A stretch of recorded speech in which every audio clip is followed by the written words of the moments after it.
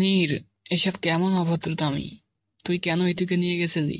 Relax কাকা, চিন্তা করবেন না, তেমন কিছু করিনি।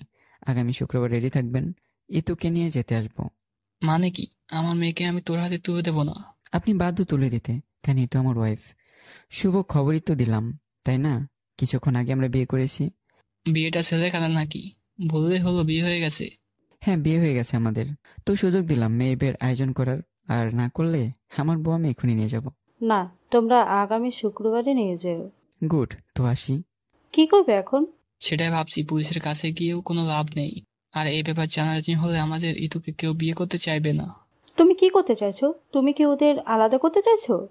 হ্যাঁ, ওই ফ্যামিলিতে আমার মেয়ে ভালো থাকবে না। নীরের মা নীরের বিয়ে ঠিক করেছিল ওর খালাতো বোন বৃষ্টির সাথে। সেখানে আমাদের মেয়েকে মেনে নেবে না। আমার মেয়ের কষ্ট হবে সেখানে। তুমি তো নীরকে চিনো, ও ইতুর কোনো অসুবিধা হতে দেবে না। কিন্তু মালিয়া, নীর প্রচুর রাগী। আবার ওর যে পেশা, ও জীবন অনেক ঝুঁকিতে থাকে। প্রায় সময় যেখানে সেখানে যেতে হয়। তখন আমার মেয়েটার কি করবে? এত চিন্তা করছো কেন? কিছু হবে না। নীর বাড়ি ফিরে নিজের রুমে বিছানায় শুয়ে পড়ল, চোখ বন্ধ করল। চোখের সামনে ইতুর ভীত মুখটা ভেসে উঠতেই নীর এক গাল হেসে মনে মনে বলল। আমার পাগলিটা। হঠাৎ মেয়েলি কণ্ঠে কেউ বলল, নির্ভাইয়া। নীর চোখ খুলে দেখে বৃষ্টি দাঁড়ানো, বেশ লাজুক ভঙ্গিতে। আবার বৃষ্টি বলল, আপনার জন্য ঠান্ডা শরবত নিয়ে আসবো? নীর বলল, না, বৃষ্টি লাগবে না, তুমি যাও। বৃষ্টির মুখটা মলিন হয়ে গেল। আবারও সে বেশ মিনমিনে কণ্ঠে বলল, আপনার ভালো লাগবে। ওকে। বৃষ্টি খুশি হয়ে রুম থেকে বেরিয়ে গেল। তখনই নীরের মা সেলিনা বেগম রুমে প্রবেশ করল। নীরের সামনে গিয়ে রেগে বলল, নীর, তুই এটা কি করেছিস? আমি যা শুনেছি তা কি সত্যি? হ্যাঁ মা, সত্যি। আমি ইতুকে বিয়ে করেছি, আগামী শুক্রবার ওকে এখানে নিয়ে আসবো। নিজেকে কি মনে করিস তুই? কিভাবে করলি? যেখানে বৃষ্টির সাথে তোর বিয়ে ঠিক ছিল, মেয়েটা কত আশা নিয়েছিল। এতে আমার দোষ নেই, আগে বলেছিলাম যে আমি বৃষ্টিকে বিয়ে করব না। তুই এটা মোটেও ঠিক করিসনি নীর। হঠাৎ নীরের চোখ দরজায় পড়তেই দেখল বৃষ্টি অনুভূতি শূন্যভাবে দাঁড়িয়ে আছে। নীর ধীরে ধীরে বৃষ্টির কাছে গেল, তারপর বলল। আই এম সরি বৃষ্টি। বৃষ্টি কিছু বলল না, শুধু মাথা নিচু করে ফেলল। নীর আর কিছু না বলে বেরিয়ে পড়ল বাড়ি থেকে। এখন রাত 11টা বাজে। মালিহা ইতুকে খাইয়ে ঘুমাতে বলে চলে গেল। ইতুর চোখে ঘুম নেই, সে ভাবনায় বিভোর। আজ কত কিছু হয়ে গেল। আজ নির্ভয়া কি করলো এটা? একটা সময় কতটা ভালোবাসতাম তাকে, তখন তো অবুঝের মতো ছিল, কিন্তু মাঝে মাঝে অদ্ভুত কাণ্ডের মাধ্যমে ভালোবাসা প্রকাশ করত। আবার মাঝে মাঝে এমন করতো যেন তার সাথে আমার কোনো কথা জীবনেও হয়নি। কতবার নিশ্চুপভাবে আমার ছোট হৃদয়টাকে ভেঙেছে। হঠাৎ মেসেজ আসলো। আওয়াজ পেয়ে ভাবনার জগৎ থেকে বেরিয়ে আসলো ইতু। মেসেজে নীর বলল, বারান্দায় দরজা খোলো।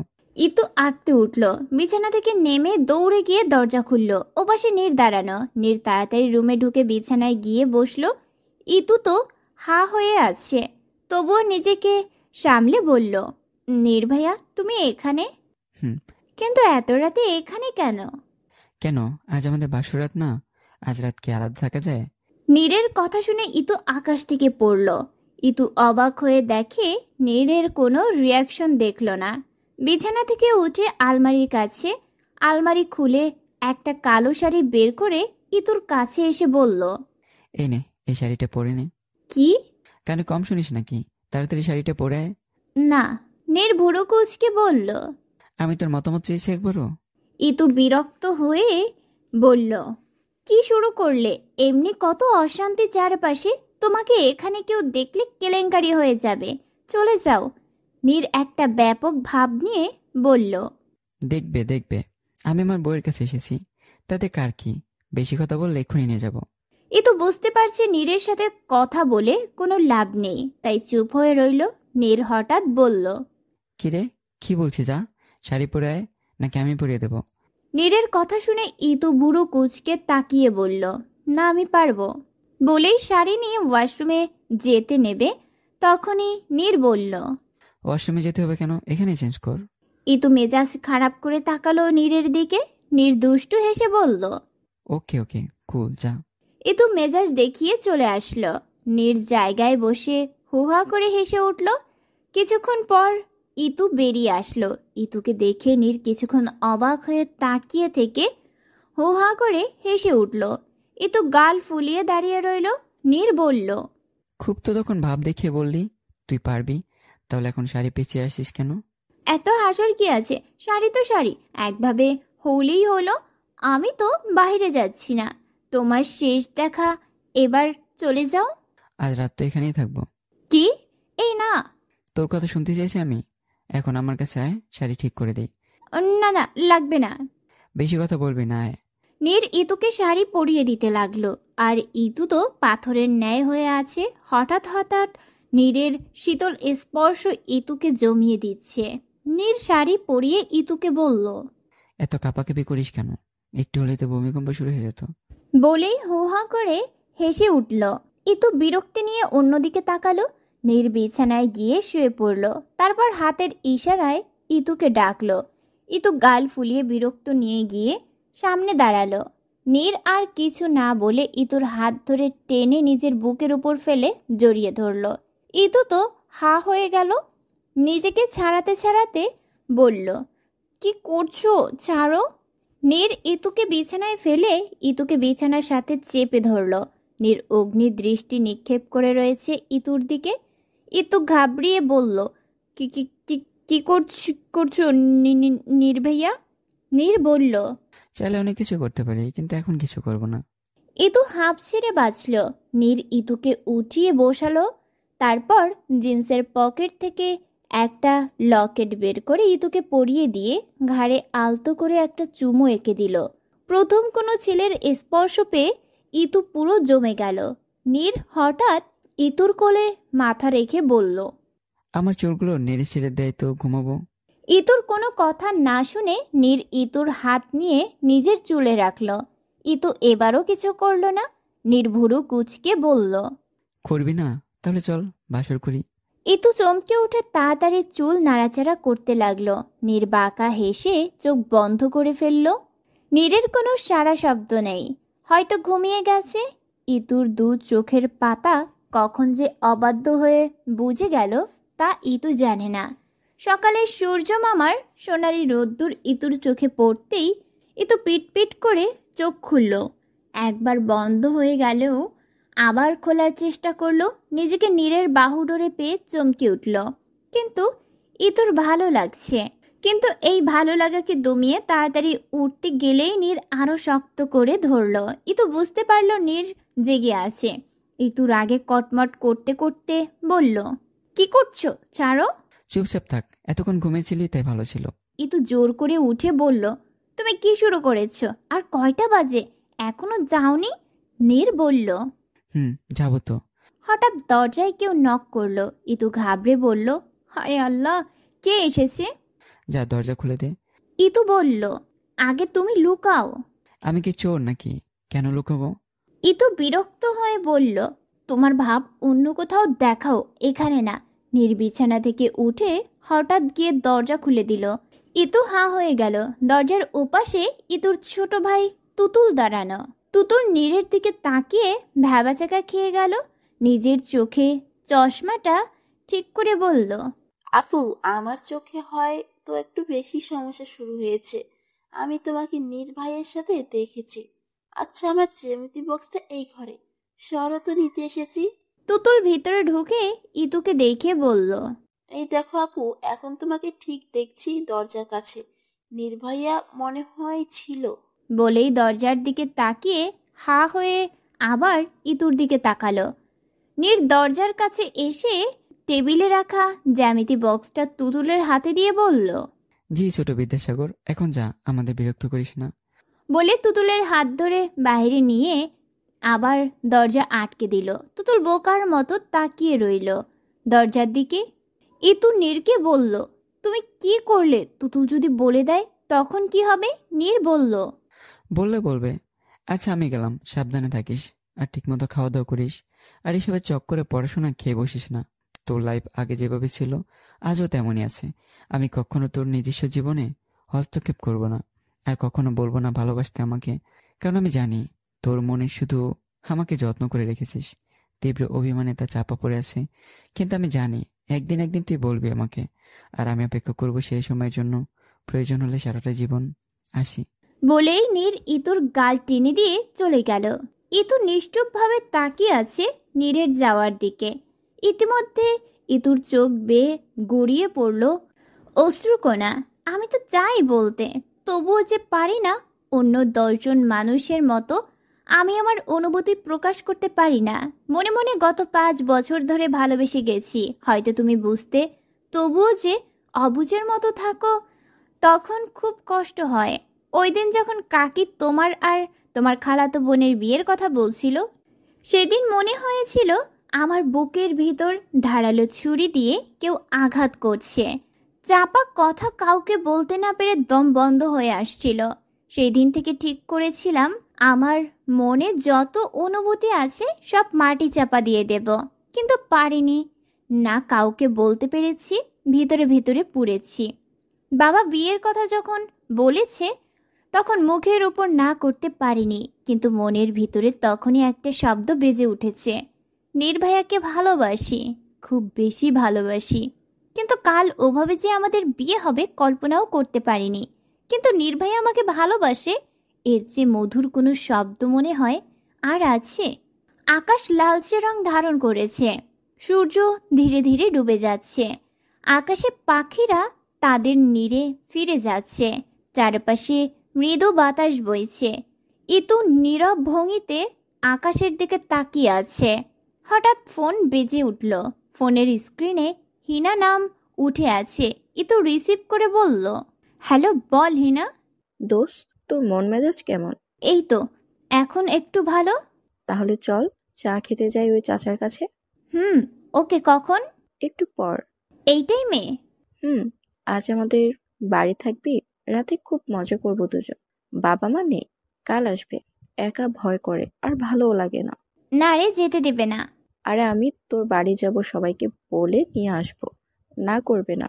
আঙ্কেল আন্টি কত ভালোবাসে আমাকে, তা তো তুই জানিস। ওকে, আয় তাহলে, রাখি।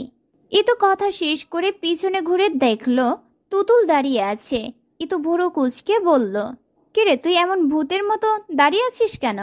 কার সাথে কথা বলছিলে? নির্ভয়ের সাথে। চুপ কর, এত বেশি বুঝিস কেন? আর তুই এখানে কি করিস? তোর না সামনে পরীক্ষা, এসএসসি পরীক্ষা? এত সহজ না, বুঝছিস?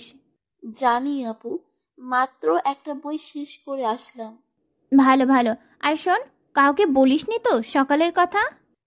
না বলিনি। আর যদি না চাও বলি, তাহলে আমাকে একটা বই কিনে দিতে হবে। রাজি? ওকে। এই তো আমার লক্ষ্মী আপু।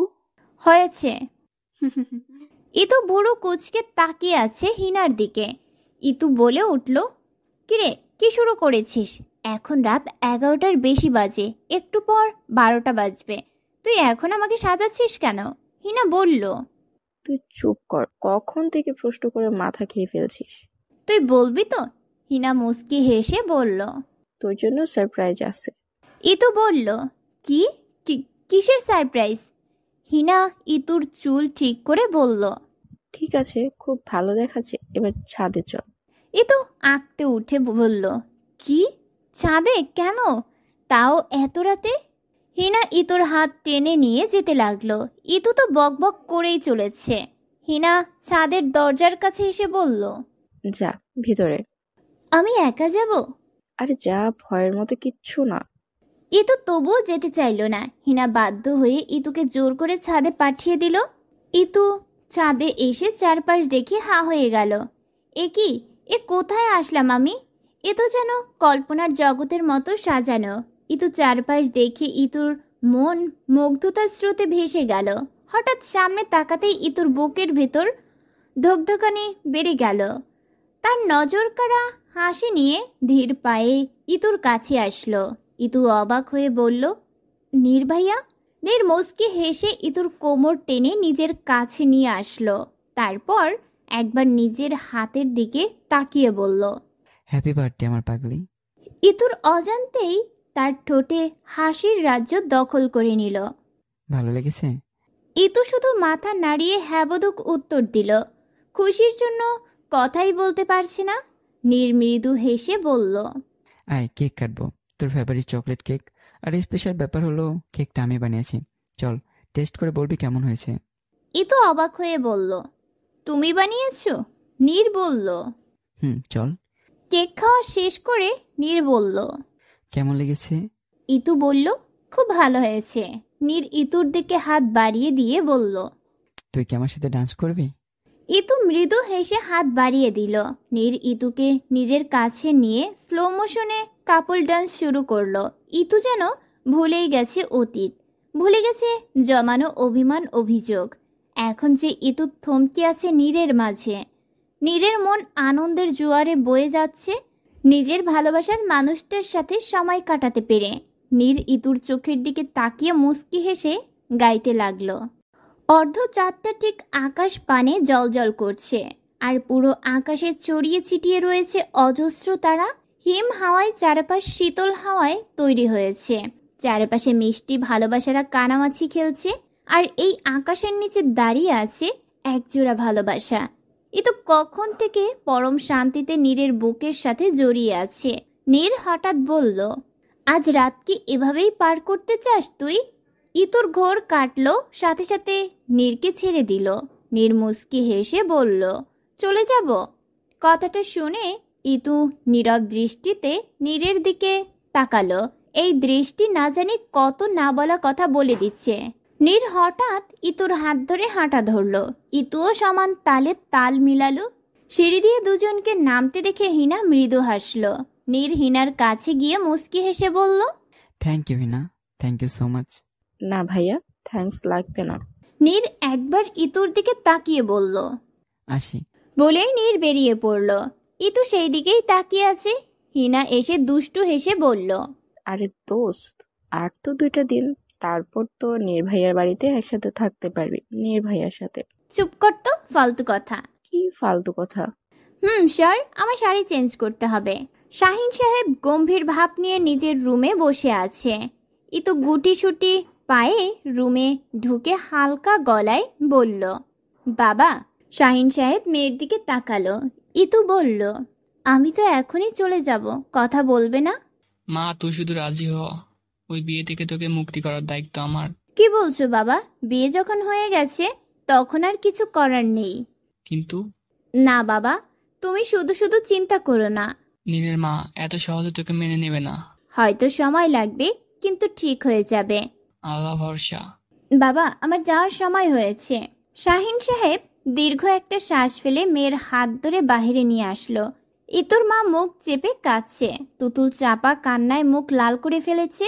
শাহিন সাহেব গম্ভীর কণ্ঠে বলল, নীর আমার একটা মাত্র রাজকন্যা, ওকে কখনো কষ্ট দিস না, তাহলে কিন্তু আমি নিজে তোকে মেরে জেলে যাব। নীর মুচকি হেসে বলল। কাকা চিন্তা করবেন না। অতঃপর ইতুকে গাড়িতে উঠালো। গাড়ি ছুটতে লাগলো নীরের বাড়ির উদ্দেশ্যে। ইতু কেঁদে কেঁদে হিসকি উঠে গেছে।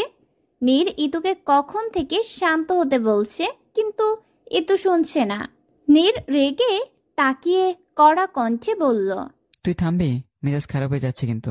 ইতু কান্না মিশ্রিত কণ্ঠে বলল, তুমি খুব বাজে, এখনই আমাকে বকছো। নীর বলল, বকছি। বকা খাওয়ার কাজ করিস কেন? কান্না করে চোখ মুখের কি হাল করেছিস? ইতু গাল ফুলিয়ে বাহিরের দিকে তাকিয়ে মিনমিনে বলল, হার্টলেস। বাড়িতে প্রবেশ করা মাত্রই কাজের লোকেরা চলে আসলো, কিন্তু কাকিকে কোথাও দেখতে পেলাম না। সিঁড়ি দিয়ে একটা সুন্দরী মেয়ে নেমে আসছে। মুখখানা মলিন হয়ে আছে। চিনতে অসুবিধা হলো না, এটা বৃষ্টি আপু। বৃষ্টি মুখে নকল একটা হাসি দিয়ে বলল, আপনারা এসে গেছেন? ইতু কেমন আছো? ভালো আপু, তুমি? আমিও। চলো তোমাকে রুমে নিয়ে যাই, ফ্রেশ হয়ে নাও। কাকি কোথায়?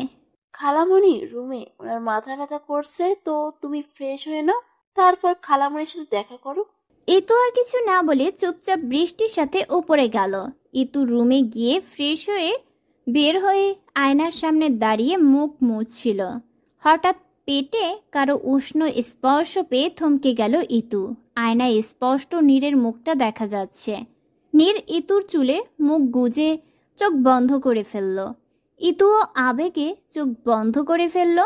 তারপর কাপা কণ্ঠে বলল, কি কি কি করছো? নীর চোখ বন্ধ রেখেই বলল। কই কিছুই তো করলাম না। বৃষ্টি এসেছিল খেতে ডাকতে, নক না করে ভিতরে ঢুকে নিজেই বেকায়দায় পড়ে গেলেও উল্টো ঘুরে বলল। সরি, আমার নক করে আসা দরকার ছিল। বৃষ্টির কণ্ঠ পেয়ে ইতু আর নীর দূরে সরে গেল। নীর বলল। কেন এসেছিলে? ওই খাবার খেতে যাওয়ার জন্য। ওকে তুমি যাও, আমরা যাচ্ছি। বৃষ্টি মাথা নাড়িয়ে চলে আসলো। বুকের ভেতরটা চিনচিন ব্যথা হচ্ছে, চোখের কোণে কষ্টরা জড়সড় হলো বৃষ্টির। যাকে ভালোবাসে তাকে অন্য কারোর সাথে দেখা কি যে যন্ত্রণার, এটা শুধু সেই জানে। একতরফা ভালোবাসাগুলোর পরিণতি হয়তো এমনই হয়। ইতু ছোট ছোট পা ফেলে নীরের মার রুমে ঢুকলো। নীরের মা বসে আছে, একটা বই পড়ছে। ইতুকে দেখে চোখ তুলে তাকালো। ইতু হালকা কণ্ঠে বলল, কেমন আছো কাকি?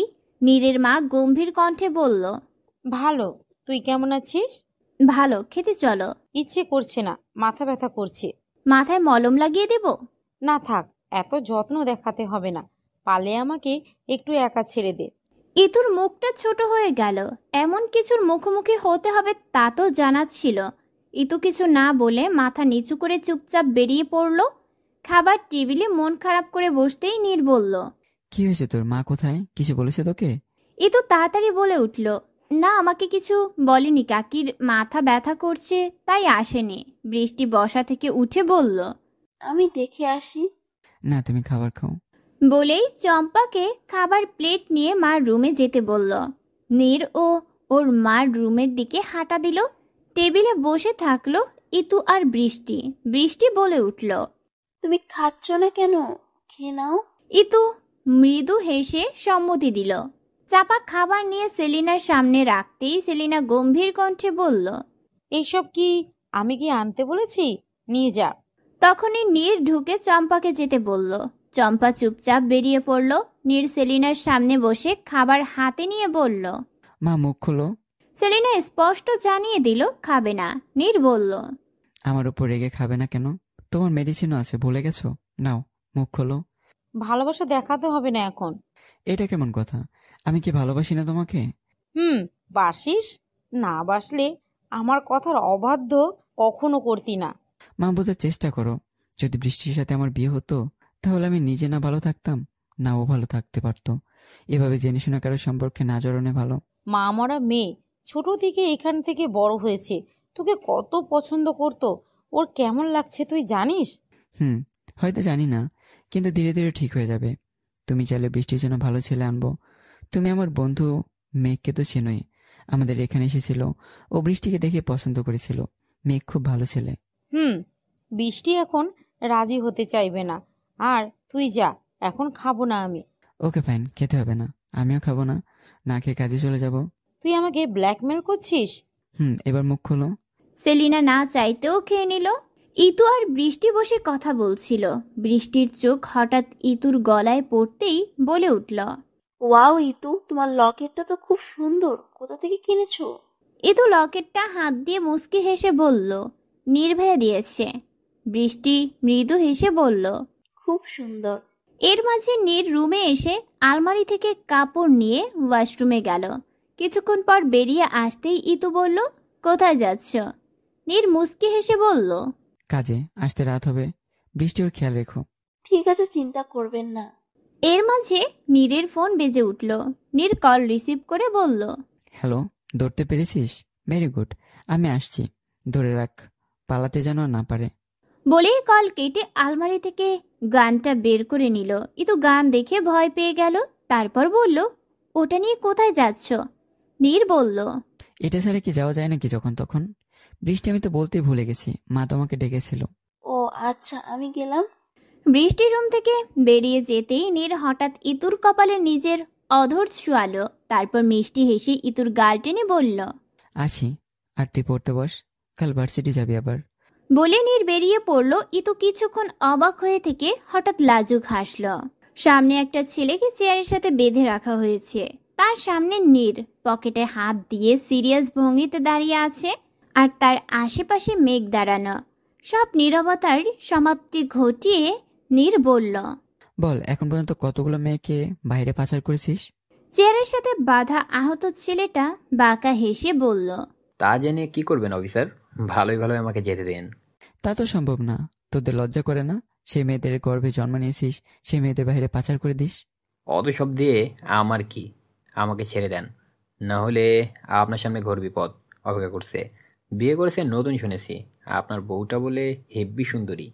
ওকে। আর কিছু বলার আগে রেগে একটা লাথি মারল নীর। ছেলেটা আর্তনাদ করে চেয়ার নিয়ে পড়ে গেল। নীর আর কিছু করার আগে মেঘ নীরকে ধরে ফেলল, তারপর বলল, ওর কথায় কান দিস না, ও কিছুই করতে পারবে না। নীরের চোয়াল শক্ত হয়ে গেল। নীর কিছু করার আগে মেঘ ধরে ফেলল। মেঘ জোর করে নীরকে বাহিরে নিয়ে আসলো, আর ভিতরে ছেলেটা পাগলের মতো হেসেই চলেছে। নীর মেঘকে বলল, আমাকে ছাড়, ওকে তো। রিল্যাক্স নীর, তোর আঘাত লেগেছে, তুই বাড়ি যা। এসব কিছু না। আমি আস্তে আস্তে কিভাবে পালালো? মাঝরাস্তায় না দেখলে তো এই অমানুষটার হাতের বাইরে চলে যেত। ওকে কড়াগাড়ে রাখিস, আবার যেন না পালায়। না জানি কতগুলো মেয়েকে কোথায় লুকিয়ে রেখেছে। ওদের পাচার করার আগে উদ্ধার করতে হবে। আরও একা নয়, কেউ আছে এখনো যে হাতের নাগালে নেই, গা ঢাকা দিয়ে আছে। ওকে খুঁজে বের করতে হবে, নাহলে আরো কত মেয়ে জীবন নষ্ট হবে। হোম, আমরা গোপনে খোঁজ চালিয়ে যাচ্ছি, আশা করি দ্রুত ধরতে পারবো। রাত 11টা ছুঁই ছুঁই। ইতু বারান্দায় দাঁড়িয়ে আকাশ দেখছে। হঠাৎ রুমের ভেতর থেকে আওয়াজ পেয়ে নীরবে এগিয়ে গেল। দেখলো নীর এসেছে। নীরকে দেখে ইতুর ঠোঁটে হাসি ফুটল, কিন্তু পরক্ষণেই ভয় চেপে ধরল ইতুকে। নীর শার্ট খুলছিল, পিছন থেকে শরীরে আঘাত দেখা যাচ্ছে, অনেক জায়গায় ছিল রক্ত শুকিয়ে আছে। ইতু ঘাবড়ে বলল, নীর ভাইয়া, কি হয়েছে তোমার? ইতুকে দেখে নীর আবার শার্ট গায়ে জড়িয়ে বলল, কই কি হয়েছে? ইতু রেগে সামনে গিয়ে বলল, শার্ট খুলো। নীর অবাক হওয়ার ভঙ্গিতে বলল, কি? তুই খালি রুমে আমার মান সম্মান দিকে হাত বাড়াচ্ছিস? ইতু রেগে বলল, ফাজলামো বন্ধ করো, আমি মোটেও মজার মুডে নেই। নীর হঠাৎ ইতুর কোমর টেনে নিজের কাছে এনে বলল, তাহলে কিসের মুডে আছিস? ইতু রেগে নীরের হাতের বাহুতে থাপ্পড় দিয়ে বলল, অসভ্য। নীর চোখ বন্ধ করে ফেলল। ইতু ঘাবড়ে বলল, সরি সরি, আমার খেয়াল ছিল না, এখন বসো এখানে। নীরকে বসিয়ে ইতু মেডিসিন নিয়ে এসে ক্ষত স্থানে ঔষধ লাগিয়ে দিতে লাগলো খুব সাবধানে। আর নীর আয়নাতে পর্যবেক্ষণ করতে লাগলো ইতুকে। হঠাৎ ইতুর হাত টান দিয়ে কোলে এনে বসিয়ে দিল। ইতু হকচকিয়ে বলল, কি কি কি- কি করছো চারো? নীর ইতুকে জড়িয়ে ধরে বলল, তুই কাছে থাক, আর কিছু লাগবে না। তাড়াতাড়ি উঠে বলল, ফ্রেশ হয়ে নাও, আমি খাবার আনছি। বলেই বিদ্যুতের গতিতে রুম থেকে বেরিয়ে পড়ল। নীর ইতুর বিহেভিয়ার দেখে হুহা করে হেসে উঠল।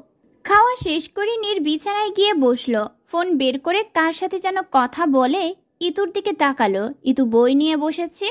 নীর কিছুক্ষণ নীরব দৃষ্টিতে তাকিয়ে রইল ইতুর দিকে, অতঃপর বলল, আর কতক্ষণ পড়বি?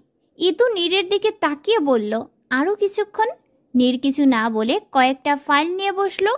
ইতু হঠাৎ নীরকে বলে উঠল, নীর ভাইয়া, বল। তুমি তো চাইলে বৃষ্টি আপুকে বিয়ে করতে পারতে। বৃষ্টি আপু যেমন মিষ্টি দেখতে, তেমন ভালো মানুষ। তাহলে কাকিও আর রেগে থাকতো না, সবকিছু স্বাভাবিক থাকতো। হঠাৎ এই কথা কেন? বৃষ্টি আপু তোমাকে খুব ভালোবাসে। তুই বাসিস না? চুপচাপ পড়।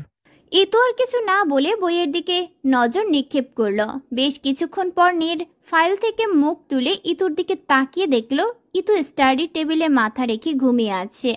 নীর মুচকি হেসে ইতুর কাছে গিয়ে আস্তে করে ইতুকে পাজা কোলে নিয়ে বিছানার দিকে গেল। ইতুর চোখ হালকা খুলে অস্পষ্ট কণ্ঠে বলল, কি করছো? নীর বলল, বেডে নিয়ে যাচ্ছি, পড়তে বসলে ঘুম পায়, তাই না? পড়তে বসলে খুব ঘুম পায়। পড়াশোনা একটা। নীর ইতুকে বাহুডোরে আবদ্ধ করে শুয়ে পড়ল। ইতু বলল, ছাড়ো আমাকে। নীর রেগে বলল, চুপচাপ ঘুমা, আমাকে ঘুমাতে দে। ইতু আরো কিছু বলতে চেয়েও পারল না। ঘুমের সমুদ্রে ডুবে গেল। নীর ইতুর মাথায় একটা চুমুক দিয়ে চোখ বন্ধ করে ফেলল পরম শান্তিতে। দূর মসজিদ থেকে পবিত্র আজানের ধ্বনি ভেসে আসছে। আজানের আওয়াজে চোখ খুলে তাকালো নীর। চোখ খুলতেই প্রিয়তমার স্নিগ্ধ মুখখানা সামনে পড়ল। কি অসম্ভব মায়াবী দেখাচ্ছে ইতুকে।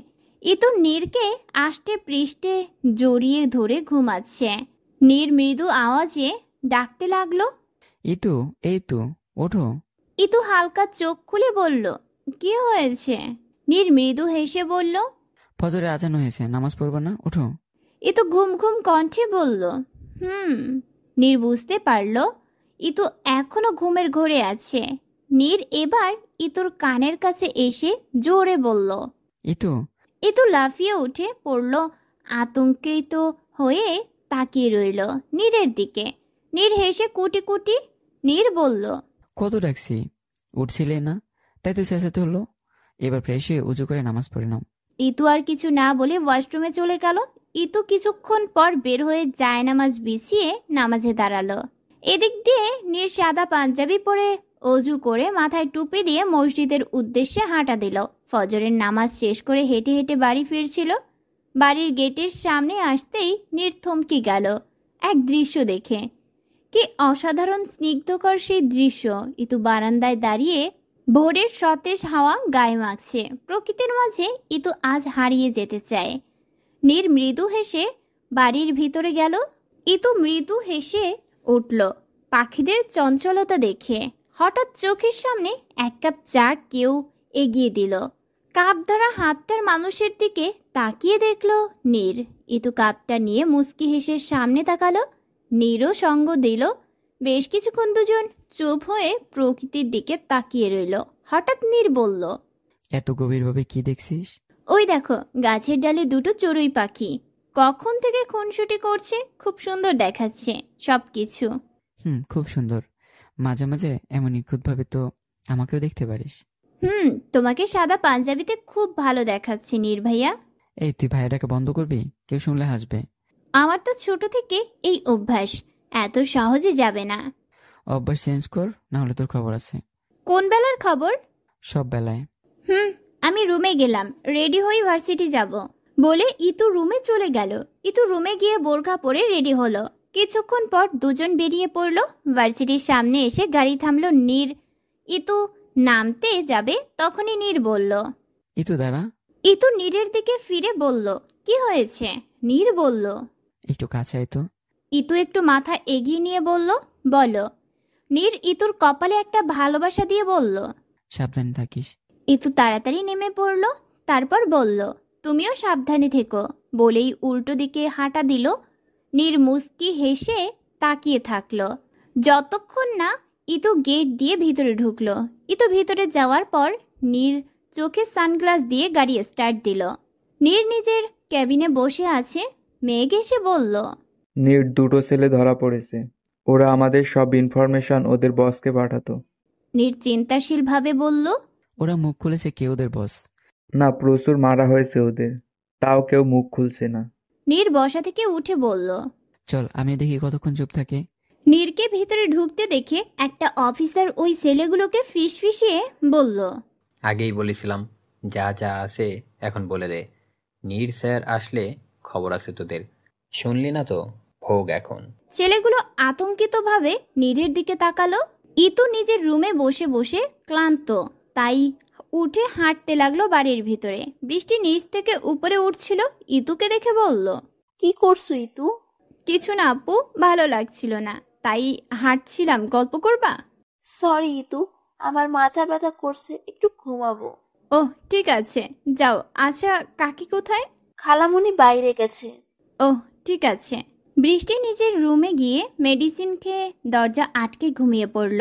ইতু পুরো বাড়ি হাঁটতে লাগলো। হঠাৎ কোনারের স্টোর রুমটা চোখে পড়ল ইতুর।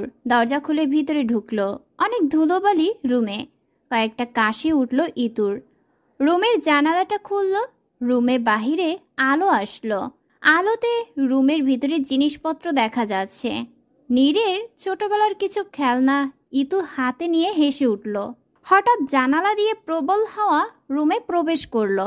বাতাসের ধাক্কায় রুমের দরজাটা ঠাস করে আটকে গেল। ইতু লাফিয়ে উঠল, কিন্তু বেশি একটা পাত্তা দিল না। অন্যান্য আসবাবপত্র দেখতে লাগলো। একটা ছোট গিটার টয় উপরে ছিল। ওটা ধরতে গিয়ে একটা ধুলোবালি ভরা কাপড়টা ইতুর মুখে পড়ল। ইতুর দম আটকে আসতে লাগলো। অনেক কাশি হতে লাগলো। অনেকটা অস্থির হয়ে উঠল। ইতুর ডাস্ট অ্যালার্জি আছে। ইতুর এখন রুম থেকে বেরিয়ে যাওয়া দরকার, না হলে আরও অবস্থা খারাপ হয়ে যাবে। ইতু দরজার কাছে এসে দরজা খুলতে গেলে কিন্তু দরজা খুলল না। বারবার টানতে লাগলো কিন্তু দরজা খুলল না। দরজা লক হয়ে গেছে।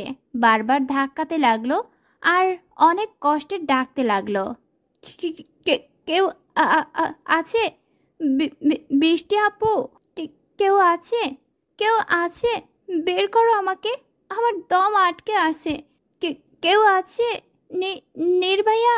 একসময় ইতুর চোখ ঝাপসা হয়ে গেল। আস্তে আস্তে চোখ বুজে গেল।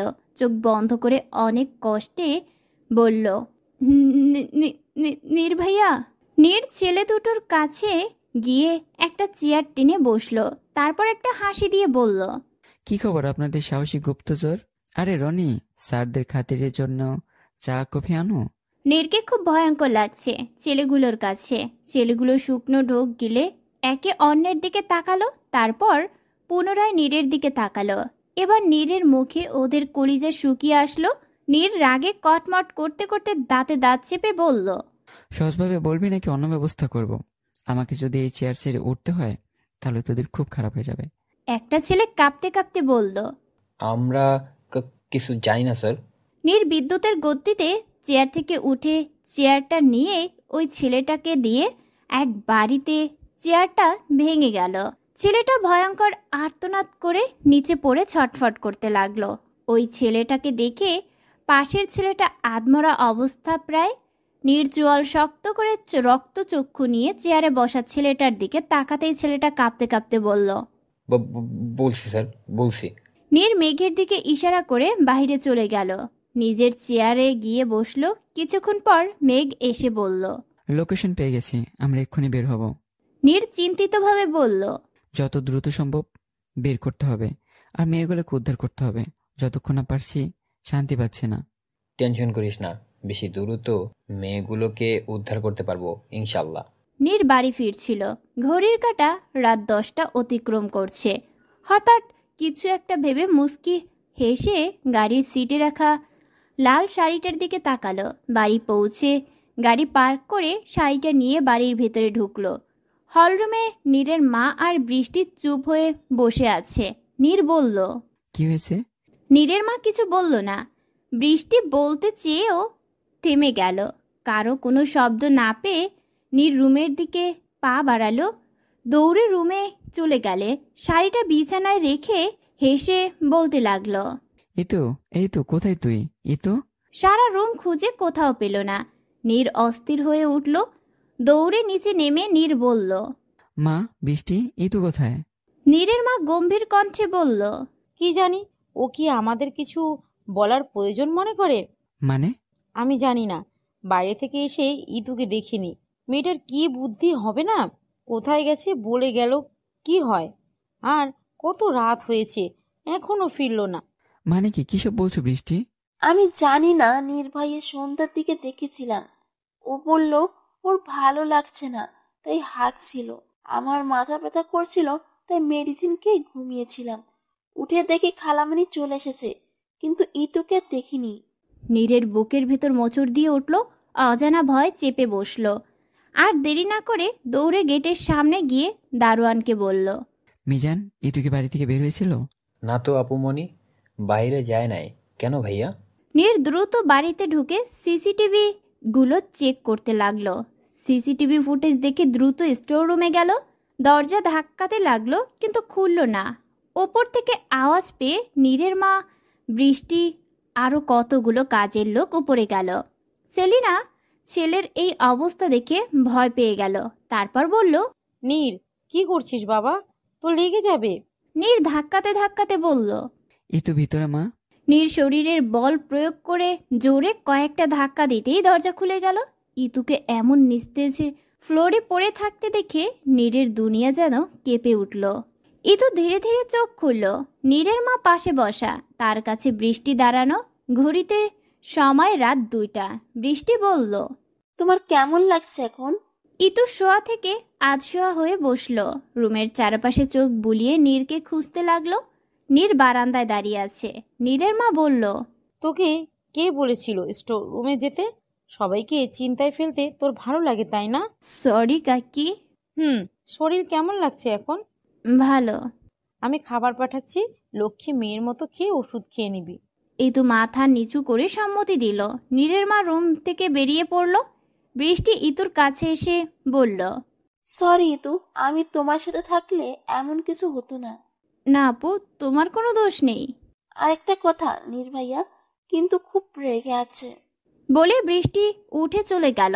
নীর এখনো বারান্দায় দাঁড়িয়ে আছে, রুমে আসেনি। ইতু অনেকক্ষণ ধরে অপেক্ষা করছে নীরের, কিন্তু নীরের কোনো আসার নাম নেই। ইতু রেগে তাকালো নীরের দিকে, তারপর ভাবতে লাগলো, এই লোকটা এমন কেন? আমার তো খুব ইচ্ছে করছে ওনাকে জড়িয়ে ধরতে, কিন্তু এত আমার কাছে আসছেই না। ইতু বিরক্ত হয়ে উঠে বারান্দায় গিয়ে নীরের পিছনে দাঁড়ালো। কিছুক্ষণ চুপ থেকে ডেকে উঠল, নীর ভাইয়া। নীর পিছনে ঘুরে ঠাস করে একটা থাপ্পড় বসিয়ে দিল গালে। ইতু গালে হাত দিয়ে হতভম্ব হয়ে তাকিয়ে রইল। সেকেন্ডে চোখ দিয়ে বৃষ্টিপাত শুরু। মাথা নিচু করে ঠোঁট উল্টে ভ্যা ভ্যা করে কান্না করে দিল। ইতুর কান্না দেখে নীর আরো রেগে গেল। ইতুর হাত ধরে টেনে দেয়ালের সাথে চেপে ধরে অগ্নিদৃষ্টি নিক্ষেপ করে বলল, খবরদার কান্না করবি না। আমাকে কষ্ট দিতে খুব ভালো লাগে তাই না? মেরে ফেলতে চাস আমাকে?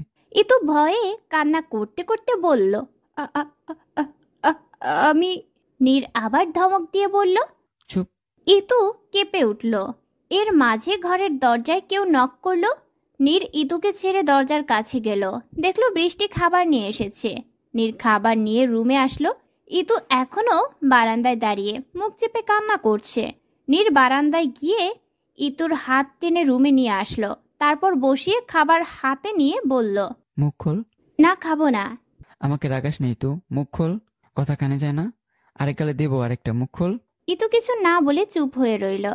নীর ইতুর মুখ চেপে জোর করে খাবার মুখে ঢুকিয়ে দিল। ইতু হতভম্ব হয়ে তাকিয়ে রইল। নীর গম্ভীর কণ্ঠে বলল, আমার দিকে না তাকিয়ে থেকে মুখের খাবার শেষ কর। খাওয়া শেষ করে মেডিসিন খেয়ে বিছানায় গিয়ে শুয়ে পড়ল ইতু।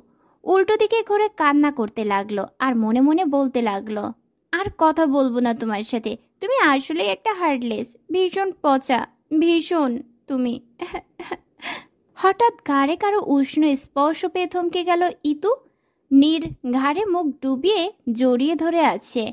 ইতু কিছু বলছে না।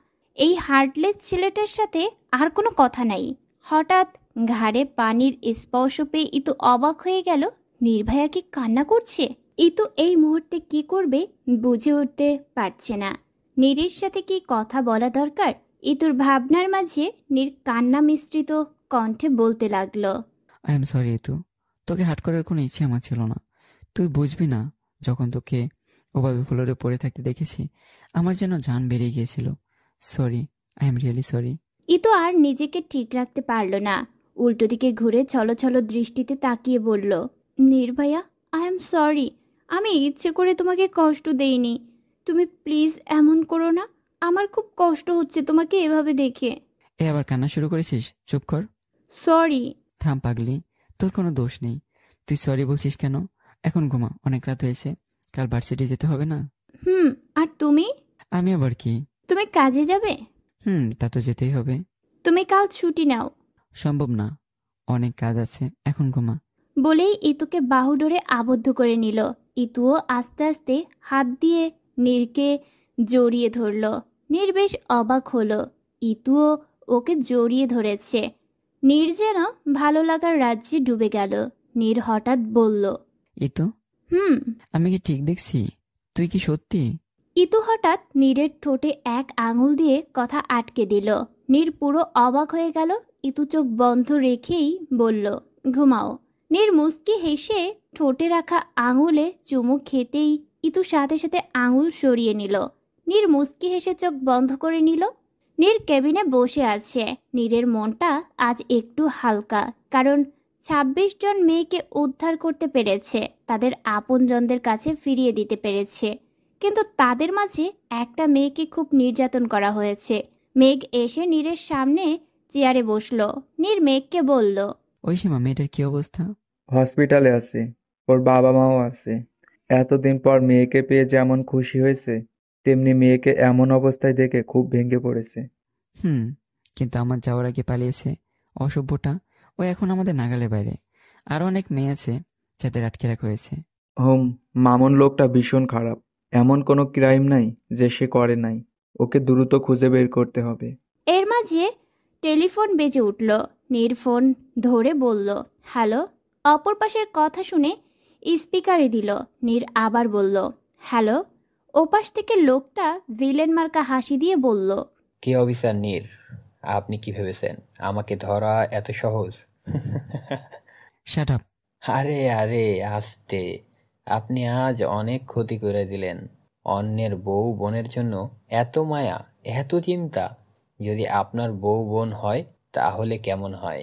মুখ সামলে কথা বল, তোকে শেষ করে ফেলবো। টু টু টু টু টু। নীর রেগে মেঘকে বলল। নম্বর ট্র্যাক কর ফার্স্ট। নীর চিন্তায় পড়ে গেল। ইতু ওয়াশরুম থেকে বেরিয়ে এসে আয়নার সামনে ভেজা চুল ঝাড়ছিল আর গুনগুন করছিল। হঠাৎ পেছন থেকে কেউ জড়িয়ে ধরতেই আঁকতে উঠল। পরক্ষণেই আবার শান্ত হয়ে গেল।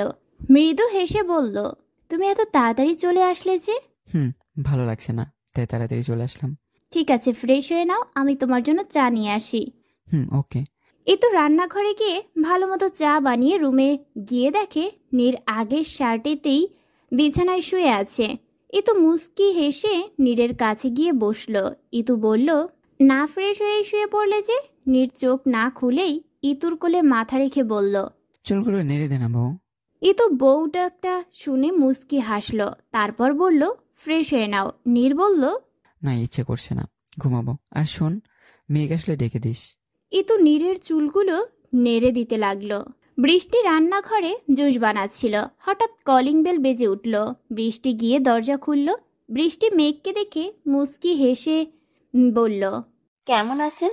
মেঘ আগের ন্যায় তাকিয়ে আছে। বৃষ্টি আবার বলল, শুনতে পাচ্ছেন? মেঘের এতক্ষণে ঘোর কাটল। নিজেকে স্বাভাবিক করে বলল, কিছু বললে? বললাম কেমন আছেন। ওহ, ভালো। তুমি? আমিও ভিতরে আসুন। জি বলুন, কি খাবেন? চা নাকি কফি নাকি ঠান্ডা কিছু? তুমি যেটা খাওয়াবে। মানে? মানে হলো কফি। ওকে। আর শোন, বলুন। নীরকে ডেকে দাও। ওকে। বৃষ্টি কফি বানিয়ে মেঘকে দিয়ে উপরে গেল। নীরকে ডাকতে গেল। দরজায় নক করতেই ইতু এসে দরজা খুলে দিল। বৃষ্টিকে দেখে বলল, কিছু বলবা আপু? বৃষ্টি বলল, নীর ভাইয়াকে বলো মেঘ ভাইয়া এসেছে। ইতু বলল, ঠিক আছে। বৃষ্টি চলে গেল। ইতু গিয়ে নীরকে ডেকে তুলল। নীর ওয়াশরুমে গিয়ে ফ্রেশ হয়ে বের হতেই ইতু দৌড়ে সামনে গিয়ে বলল, নীর ভাইয়া শোনো। নীর বলল, বল। আমি ওদের বাড়িতে যাব কিছুদিনের জন্য। বাবা মা তুতুল সবাইকে দেখতে খুব ইচ্ছে করছে। এখন না, তোকে একা যেতে দেবো না। কেন? তাহলে তুমি আমার সাথে চলো। এখন না। কেন? প্লিজ। না, তো এখন জেদ করিস না। না না, যাব। চুপ না করিস না। ইতু কেঁপে উঠল ধমক শুনে। ফেসটা বাচ্চাদের মতো করে ফেলে। এই বুঝি কেঁদে ফেলবে। নীর নিজেকে শান্ত করে ইতুর হাত ধরে বলল, ইতু শোন। ইতু হাত ছাড়িয়ে নিয়ে চলে গেল। অনেকটা রাত হয়ে এসেছে। আকাশে বাঁকা অর্ধ চাঁদ দেখা যাচ্ছে। সেই চাঁদের আলো গায়ে মেখে বারান্দায় দাঁড়িয়ে আছে ইতু। শীতল পরিবেশ, মাঝে মধ্যে ঝড়ো বাতাস এসে ছুঁয়ে দিচ্ছে ইতুকে। কপালের উপর পড়ে থাকা চুলগুলো নেড়ে উঠছে।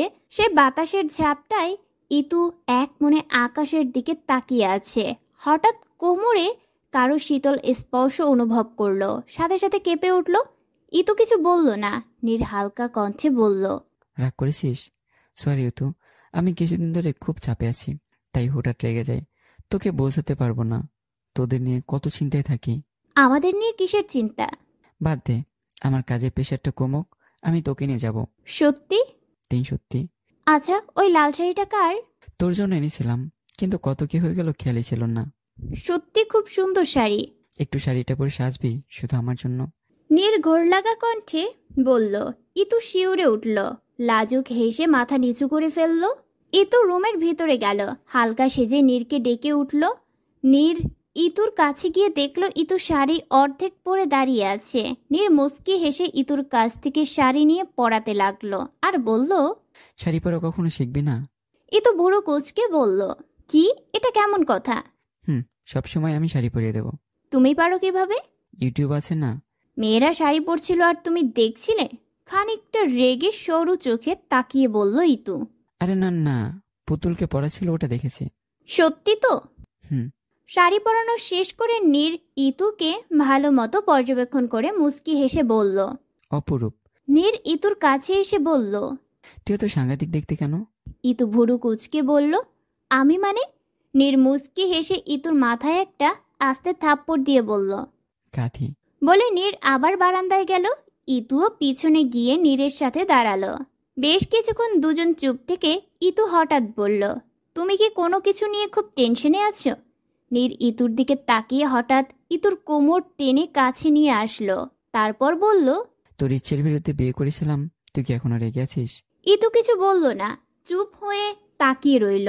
হঠাৎ হিম বাতাসের ঝাপটায় ইতুর উড়নচণ্ডী চুলগুলো এসে মুখে পড়ল। নীর হাত দিয়ে তা সরিয়ে দিল। নীর আস্তে আস্তে ইতুর অধরের দিকে অগ্রসর হতে লাগলো। হঠাৎ এমন হওয়ায় ইতু অনেকটা ঘাবড়ে নীরের কাছ থেকে সরে আসলো। নীর নিজের ভুল বুঝতে পেরে মাটির দিকে তাকিয়ে আহত কণ্ঠে বলল, সরি। বলে নীর চলে যেতে নিলেই ইতু নীরের হাত ধরে ফেলল। নীর স্তব্ধ হয়ে ইতুর দিকে তাকালো। ইতু হঠাৎ পায়ের আঙুল উঁচু করে নীরের অধরে অধর ছোঁয়ালো। নীর চরম মাত্রায় অবাক হলো। বেশ কিছুক্ষণ পর ইতু সরে এসে নীরের বুকে মুখ লুকালো। তারপর বলে উঠল, আমি তোমাকে ভালোবাসি। কথাটা শুনে নীরের চোখ মুখ আনন্দে উজ্জ্বল হয়ে উঠল। এক রাজ্য প্রশান্তি বিরাজ করতে লাগলো নীরের মর্মদেশে। হঠাৎ চোখ খুলে গেল। নীরের শোয়া থেকে উঠে বসল। ল্যাম্পটা জ্বালিয়ে দেখল ইতু এক কর্নারে গুটিসুটি মেরে ঘুমিয়ে আছে। নীর ঘড়ির দিকে তাকালো, দেখল 4:09। নীর একটা দীর্ঘশ্বাস ছেড়ে ইতুর দিকে তাকালো আর ভাবতে লাগলো, এটা স্বপ্ন ছিল, যদি এটা সত্য হতো। নীর শার্ট পরছিল, এখনই বের হবে।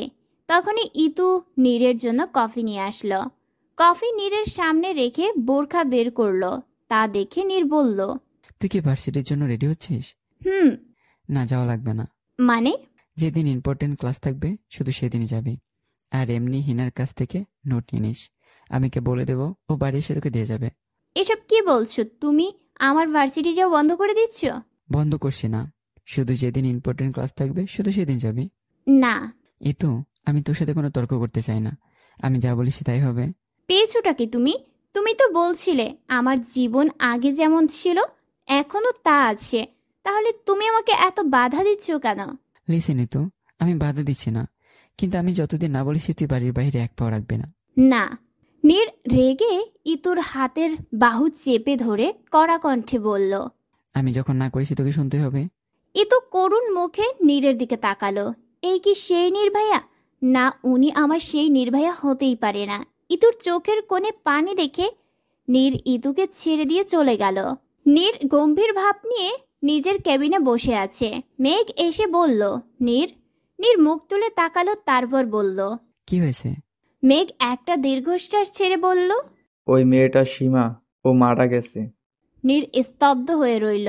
মেঘ আবার বলল, মেয়েটার বাবা এসেছে, তোর সাথে দেখা করতে চাই। নীর মাটির দিকে তাকিয়ে বলল, আসতে দে। মেঘ লোকটাকে আসতে বলে মেয়েটার বাবার মুখ দেখে নীরের বুক চিনচিন ব্যথা করতে লাগলো। সন্তানহারা বাবার কি করুণ অবস্থা। নীর একটা দীর্ঘশ্বাস ছেড়ে বলল, জি বলুন। মেয়েটার বাবা নিজেকে অনেক কষ্টে সামলে ভাঙা কণ্ঠে বলল, আমার মেয়েটার কি দোষ ছিল স্যার?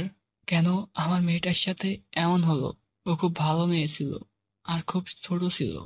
আমার পরীর মতো মেয়েটার সাথে এমন কেন করলো? ওর অনেক স্বপ্ন ছিল, ডাক্তার হয়ে গরিবদের ফ্রিতে চিকিৎসা করবে, অসহায় মানুষদের সাহায্য করবে, কিন্তু ওই অমানুষগুলো আমার মেয়েটাকে।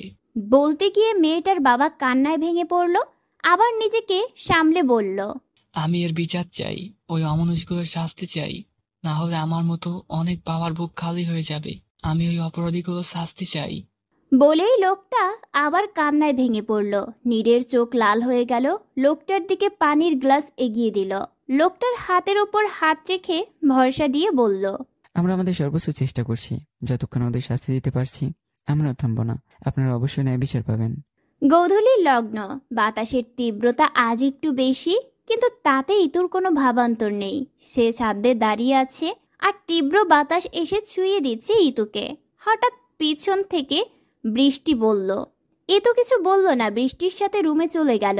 বৃষ্টি নিচে গিয়ে চা বানিয়ে নিয়ে আসলো, ইতুকে 1 কাপ দিয়ে বলল, ইতু, হুম। তোমার কি মন খারাপ? না আপু। নির্ভয়ের সাথে ঝগড়া হয়েছে? হঠাৎ এই কথা কেন? না, আসলে এটা তোমাদের নিজস্ব ব্যাপার, তবুও তোমাদের বিহেভিয়ার এত তাই প্রকাশ পাচ্ছে। আসলে বলতে না পারলে বলো না, আমি জোর করব না, কিন্তু নির্ভাইয়া কিন্তু তোমাকে খুব ভালোবাসে। আর এইসব ছোটখাটো ঝগড়া সবারই হয়, কিন্তু এসব ঝেড়ে ফেলাই ভালো। হয়তো নির্ভাইয়া কোনো কাজে তোমার খারাপ লেগেছে, কিন্তু এসব ভুলে গিয়ে সামনে আগানো উচিত। নীর বাড়ি ফিরে ফ্রেশ হয়ে নিল। ইতু কিছুদিন ধরে কেমন চুপচাপ হয়ে আছে। না ছাড়া কোনো কথাই বলে না নীরের সাথে। নীরের একটু ভালো লাগে না, সবকিছু এলোমেলো লাগে। নীর ইতুকে এমন মেনে নিতে পারছে না। নীর ধীর পায়ে ইতুর পাশে গিয়ে দাঁড়ালো। বেশ কিছুক্ষণ চুপ থাকার পর নীর বলল, রাতে খেয়েছিস? হুম। আজ পড়তে বসেছিলি? হিনা এসেছিল? নীর পিছন ফিরে চলে যেতে নিয়েও আবার ইতুর কাছে এসে ইতুর কোমর জড়িয়ে ধরে নিজের কাছে নিয়ে আসে। অসহায় দৃষ্টিতে তাকিয়ে আহত কণ্ঠে বলল, খানিক ভুল করেছি বলে দূরে চলে যেতে হবে? তাহলে যে এত ভালোবাসি তার জন্য আরো কাছে আসা যায় না? নীরের মাঝে থমকে গেল ইতু। নীরে অনুভূতি স্পষ্ট জানান দিচ্ছে ইতুকে যে নীর কতটা ভালোবাসে। ইতুর কোনো সারা শব্দ না পেয়ে নীর আস্তে করে ছেড়ে দেয় ইতুকে। ইতুকে ছেড়ে দিয়ে নীর ভিতরে চলে যায়। ইতু কিছুক্ষণ চুপ হয়ে রইল। হঠাৎ গাড়ি স্টার্ট এর আওয়াজ পেয়ে বারান্দা দিয়ে নিচে তাকালো, দেখলো নীর গাড়ি নিয়ে বেরিয়ে পড়েছে। ইতু অবাক হয়ে তাকিয়ে রইল, এত রাতে কোথায় যাচ্ছে?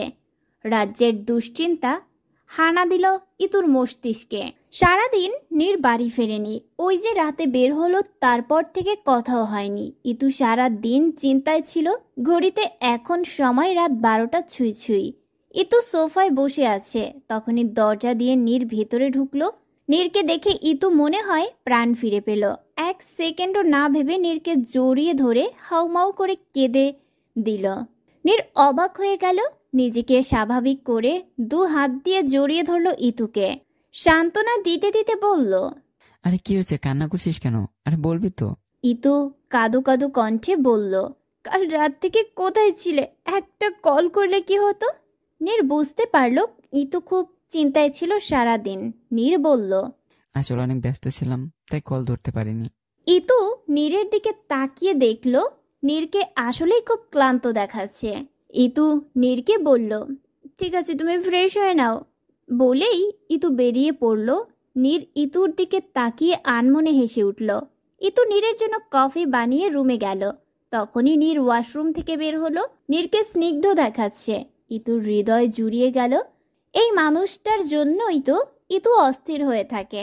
এই মানুষটাকে দেখলেই তো ইতুর ঠোঁটে হাসি ফোটে। ইতুকে এভাবে তাকিয়ে থাকতে দেখে নীর ভুরু কুঁচকে বলল, কিরে, কি দেখছিস এত? ইতু নীরকে কফি এগিয়ে দিল। নীর কফি নিয়ে গিয়ে বিছানায় বসলো, তারপর টাওয়াল ইতুকে দিয়ে বলল, আমার চুল মুছে দে তো। ইতু বিছানায় বসে নীরের পিছনে গিয়ে যত্ন সহকারে নীরের চুলগুলো মুছে দিতে লাগলো। নীর মুস্কি হেসে কফি মুখে দিয়ে বলল, আজ পড়তে বসেছিলি? ভালো। তুমি খেয়েছো? বাইরে খেয়েছি। তুই? অল্প খেয়েছি। অল্প কেন? তোমার দোষ, তোমার চিন্তায় সারাদিন আমার যাতা কেটেছে। সরি, অনেক চাপে ছিলাম। একটা সত্য কথা বলবা? বল। তুমি কি নিয়ে এত চিন্তায় আছো? আমাকেও কোথাও যেতে দাও না। আসলে কেসটা নিয়ে চিন্তায় আছি আর কি, কিন্তু আমার একটা কথা রাখবি? বলো না। আমি না বলা পর্যন্ত বাড়ি থেকে বের হবি না। কিন্তু কেন? প্লিজ, প্রশ্ন করিস না, পরে তোকে বলবো। ওকে। নীর আবার কফিতে চুমুক দিল। ইতু অনেকটা কাচুমাচু হয়ে বলল, নীর ভাইয়া, একটা কথা ছিল। নীর বলল, বল। বলে আবার কফিতে চুমুক দিল। ইতু ফট করে বলে উঠল, আমি তোমাকে ভালোবাসি। নীরের কাশি উঠে গেল। নিজেকে স্বাভাবিক করে ইতুর দিকে অবাক চোখে তাকালো। ইতু লজ্জায় মাথা নিচু করে ফেললো, তারপর বলল, এভাবে তাকিয়ে আছো কেন? নীর ইতুকে হাত ধরে টেনে নিয়ে কাছে আসলো, তারপর বলল। কি বললে আবার বল। ইতু মাথা নিচু করে বলল, আমি তোমাকে ভালোবাসি। নীর যেন অজানা পৃথিবীতে হারিয়ে গেল। নিজের ভালোবাসার মানুষটার মুখ থেকে ভালোবাসি কথাটা শুনতে যে কি সুখের তা ভাষায় বোঝানো দেয়। নীর অবাক হয়ে বলল। ইতু তুই সত্যি? আর কিছু বলার আগে ইতু নীরকে জড়িয়ে ধরে বলল, খুব খুব ভালোবাসি তোমাকে। কথাটা অনেকবার বলতে গিয়েও বলতে পারিনি, কিন্তু আর নিজেকে আটকে রাখতে পারলাম না। নীরও ভালোবাসার আবেশে ইতুকে জড়িয়ে ধরে শান্তির শ্বাস ফেলল। মুচকি হেসে ইতুর কপালে ভালোবাসার পরশ এঁকে দিল। নীরের চোখে পানির ছোঁয়া পেতেই চোখ খুলে তাকালো। চোখের সামনে এক অতি সুন্দরী রমণীকে আবিষ্কার করলো। পরনের লাল শাড়ি ভেজা চুলগুলো ঝাড়ছে। নীর বিছানা ছেড়ে উঠে গেল, ইতুকে পেছন থেকে জড়িয়ে ধরে বলল। আজ সকাল সকাল এত সাজগোজ, যে সকালবেলা পাগল করতে চাস আমাকে? আগে বল শাড়ি পরলি কিভাবে? ইতু বলল, বৃষ্টি আপু পরিয়ে দিয়েছে। নীর বলল। ও। ইতু নীরকে বলল, যাও ফ্রেশ হও। নীর বলল, যাচ্ছি। ইতু মোবাইলে হিনার সাথে কথা বলছিল। হঠাৎ ভেতর থেকে নীর ডেকে উঠল। ইতু কল কেটে ভেতরে গেল, তারপর বলল, কি হয়েছে? নীর মুচকি হেসে ইতুর কাছে এসে ইতুর সামনে, চোখের সামনে বেবি হেয়ারগুলো কানের পিছনে গুজে দিয়ে বলল, আমি আসি, সাবধানে থাকিস, আর পড়তে বসবি কিন্তু। ভালোবাসি। বলে নীর ইতুর কপালে ভালোবাসা দিয়ে ইতুর গাল টেনে চলে গেল। ইতুর মন দখল করে নিল এক রাজ্য ভালোবাসা। লাজুক হেসে মাথা নিচু করে ফেলল। ইতুর সবটুকু জুড়ে রয়েছে শুধু নীর আর নীর। নীর মেঘের সাথে কথা বলছিল, তখনই সেলিনার ফোন কল আসলো। নীর বেশ অবাক হলো, কারণ এই সময় তো কল করে না। আর দেরি না করে কল রিসিভ করলো, তারপর বলল, হ্যালো মা, বলো। নীর, তুই আজ একটু তাড়াতাড়ি বাড়ি ফিরিস। কেন? আমি আর বৃষ্টি তোর মামার বাড়ি এসেছি। বেশি চিন্তা করিস না, কাজের লোকেরা তো আছেই। ঠিক আছে, তোমরা সাবধানে থেকো। আচ্ছা, তুইও। মেঘ মুখে একরাশ হাসি নিয়ে নীরের কেবিনে আসলো। এসে চেয়ার টেনে বসে বলল, নীর, আমরা সাকসেসফুল।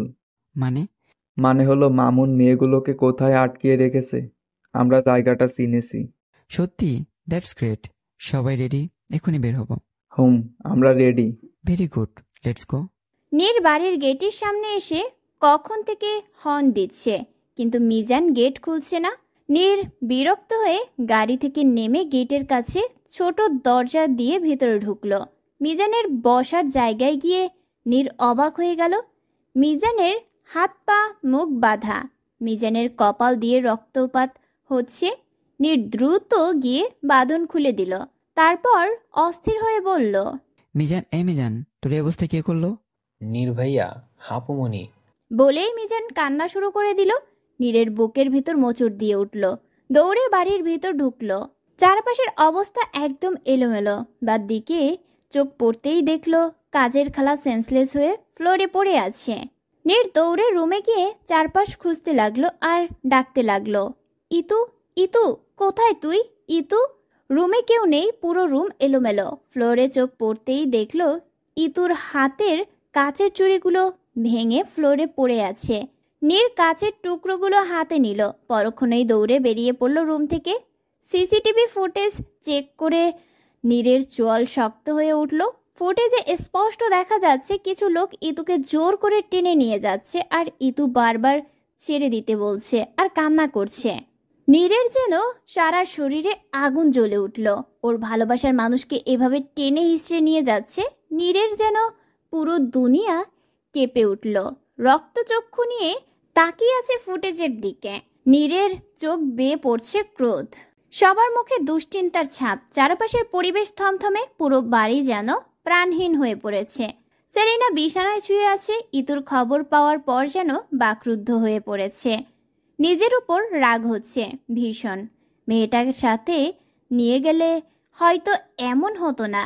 বৃষ্টি সেলিনার সামনে বসে বলল, খালামণি, কিছু খেয়ে নাও, তোমার শরীর খারাপ করবে। কি হয়ে গেল এইসব? মেয়েটা কোথায় আছে, কোন হালে আছে, আল্লাহ ভালো জানে। তুমি চিন্তা করো না, নির্ভয়ে দ্রুত খুঁজে বের করবে ইতুকে। আমার ছেলেটা একদম ভেঙে পড়েছে, কাল থেকে কিছু খায়নি, মেয়েটাকে আমাদের সাথে নিয়ে গেলে আর এমন কিছু হতো না। খালামণি প্লিজ দুশ্চিন্তা করো না, এ তো ঠিক আছে। ইতুর চোখ খোলার পর নিজেকে একটা রুমে আবিষ্কার করলো। চারপাশ আরো অনেক মেয়ে আছে। ইতু একটা ঢোক গিলে চারপাশে ভালো মতো তাকালো। নিজের হাত নাড়াতে গিয়ে দেখলো হাত পা বাঁধা।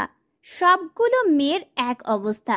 ইতু পাশের মেয়েটাকে বলল, আপু এটা কোন জায়গা, আর আপনাদের এই অবস্থা কেন? তোমাকে আজকে নিয়ে এসেছে। মানে? আমাদের অনেক দিন ধরে আটকে রেখেছে, আমাদের বাইরে পাচার করে দেবে।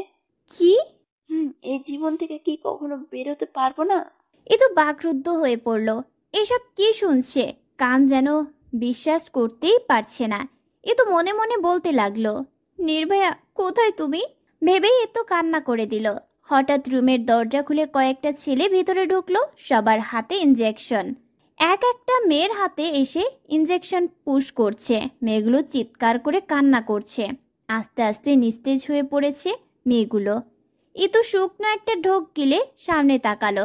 আস্তে আস্তে ছেলেগুলো যত ইতুর কাছে আসছে, ইতু যেন ভয়ে জান বেরিয়ে যাচ্ছে।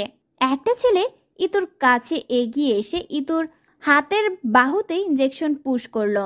যন্ত্রণায় ইতু চোখ খিচে ফেললো। আস্তে আস্তে ইতুর শরীর নিস্তেজ হয়ে পড়েছে। ইতু চোখের সামনে সবকিছু ঝাপসা ঝাপসা লাগছে। ইতু হালকা কণ্ঠে বলে উঠল, নির্ভয়া কোথায় তুমি? পুরো রুম ছেলেটার আর্তনাদে কেঁপে উঠল, কিন্তু এতে নীরের বিন্দু মাত্র মায়া হচ্ছে না। ছেলেটা গোঙাতে লাগলো। নীর ছেলেটার মাথার চুল ধরে মুখ তুলল। নীর অগ্নি দৃষ্টি নিক্ষেপ করে তেজি কণ্ঠে বলল, মেয়েগুলোকে কোথায় আটকে রেখেছে উত্তর দে। বলেই নীর হুঙ্কার দিয়ে আবার এলোপাথারি আঘাত করতে লাগলো।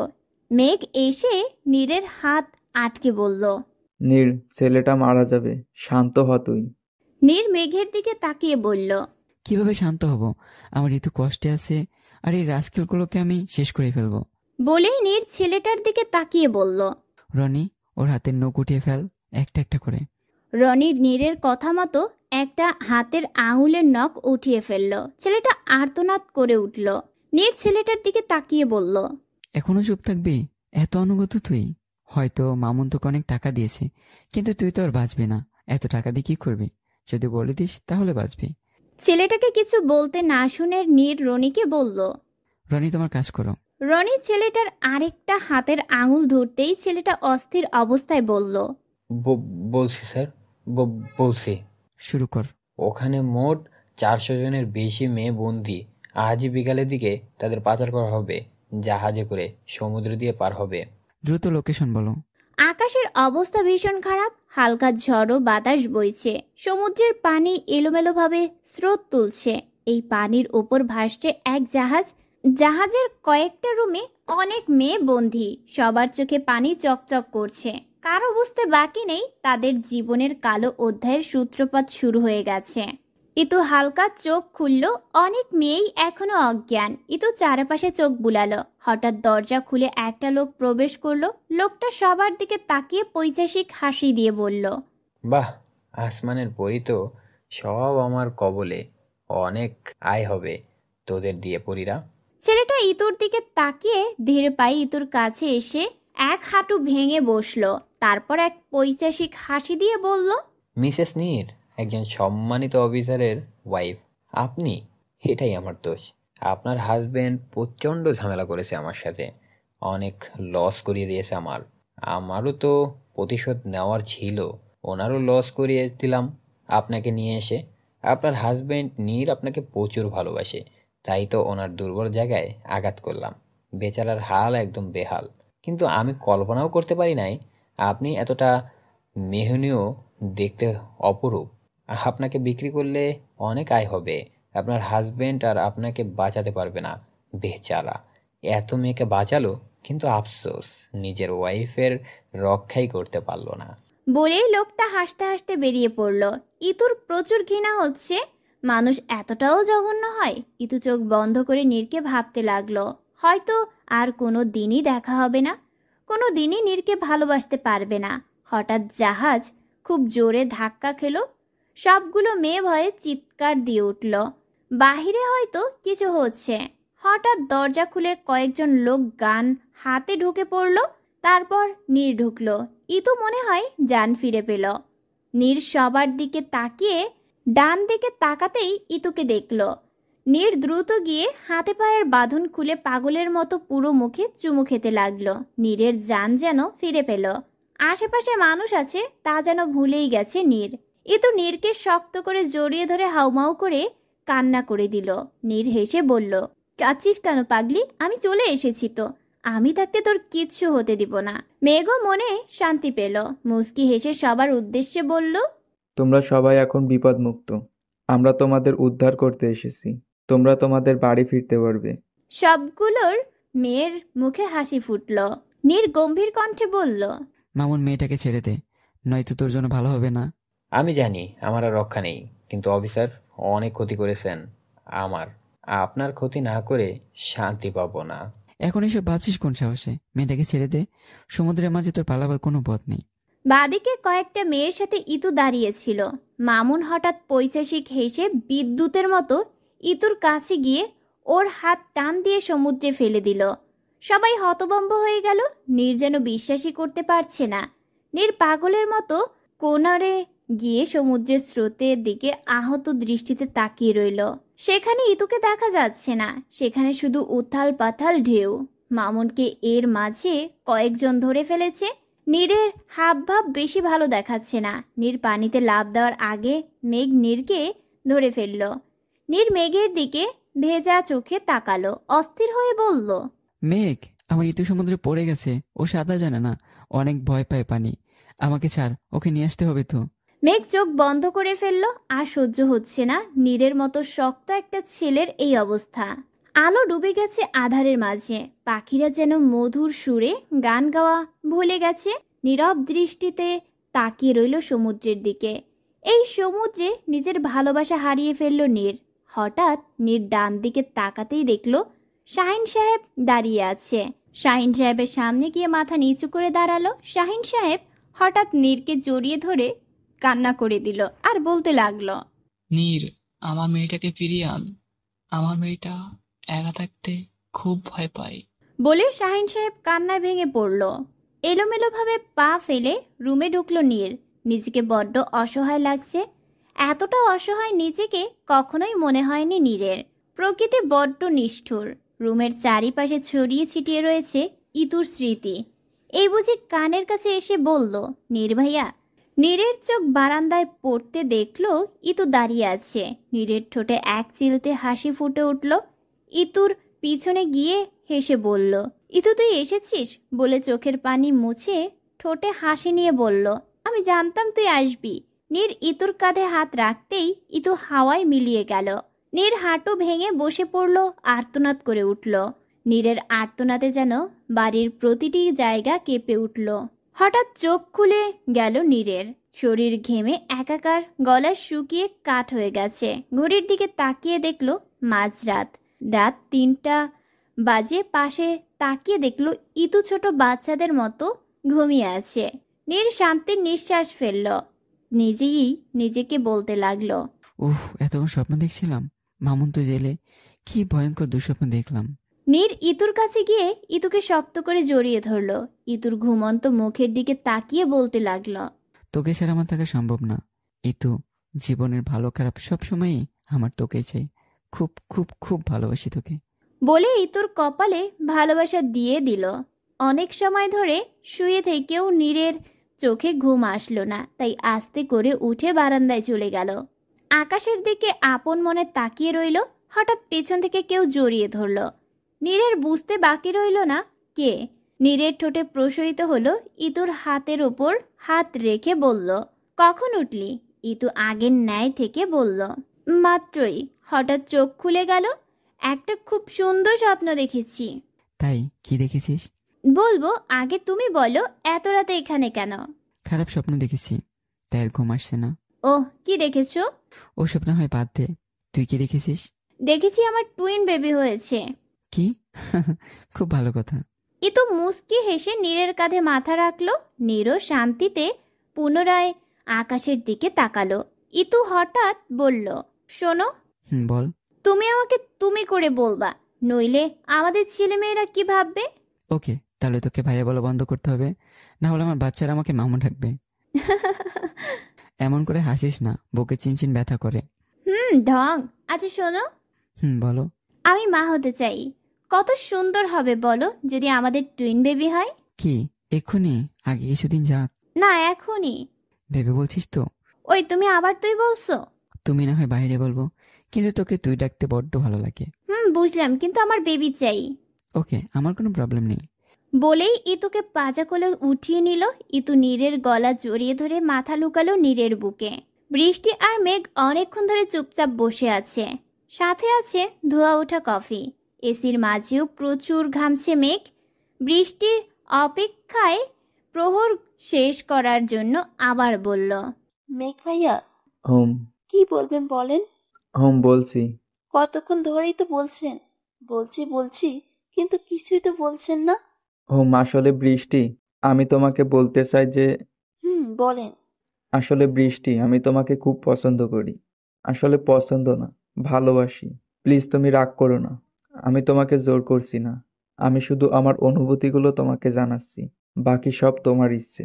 বৃষ্টি বসা থেকে উঠে বলল, আমি আসি। বলে উঠে গেল।